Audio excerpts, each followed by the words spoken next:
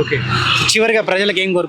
ఒకటే ప్రజలారా, జూబ్లీహిల్స్ ఉన్నటువంటి ప్రజలారా, మీకు చేతులెత్తి దండం పెడతా ఉన్నాను.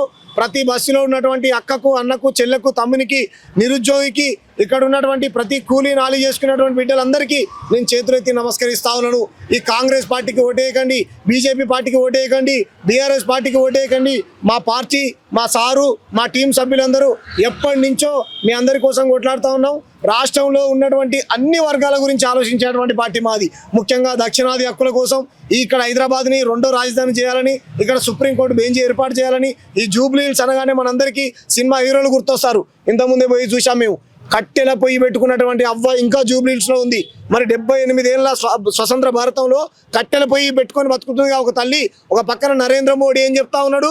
వికసిత భారత్ అయిపోయింది, ఈ దేశం వెళ్ళిపోతుందని బండి సంజయ్ ఈరోజు కార్నర్ మీటింగ్ పెడుతుండు. సిగ్గుండాలి కదా కిషన్ రెడ్డికి, సిగ్గుండాలి కదా 10 ఏళ్ల నుంచి ఈ సెగ్మెంట్ నుంచి ఎంపీగా ఉన్నావు, నీకు సిగ్గుండాలి కదా కురుకురే ప్యాకెట్లు పంచడానికి, 2000 రూపాయల డ్రమ్ ఓపెన్ చేయడానికి. 10 ఏళ్ళు మాగంటి గోపీనాథ్ గారు ఎమ్మెల్యేగా ఉన్నారు. ఇంకా బస్తీలలో ఎందుకు నాలాలు పొంగి పొందుతూ ఉన్నాయి? ఆ మురికి నీళ్ళతోనే ఇంకా ఎందుకు ప్రజలు బియ్యం వండుకుంటుర్రు, స్నానం చేస్తుర్రు, అయ్యే నీళ్ళు తాగుతుర్రు, ఆ నీళ్ళతోనే కూరగాయలు వండుకుంటుర్రు. నాలాల సమస్యలు అలాగే ఉన్నాయి, చిన్న చిన్న గల్లీలు.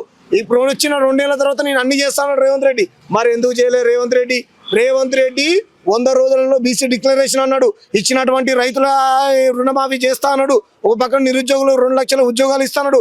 ఇచ్చినటువంటి హామీలన్నింటినీ తొక్కులో దొక్కి ఇక్కడ డబ్బులు తీసుకొని బీహార్లో కాంగ్రెస్ పార్టీ కోసం ఖర్చు పెడుతుండు. కాబట్టి పార్టీలు మొత్తం రేవంత్ రెడ్డి ఢిల్లీ పార్టీ, ఆ Gujarat Marwari Janata party, BJP party, farm house party, BRS party.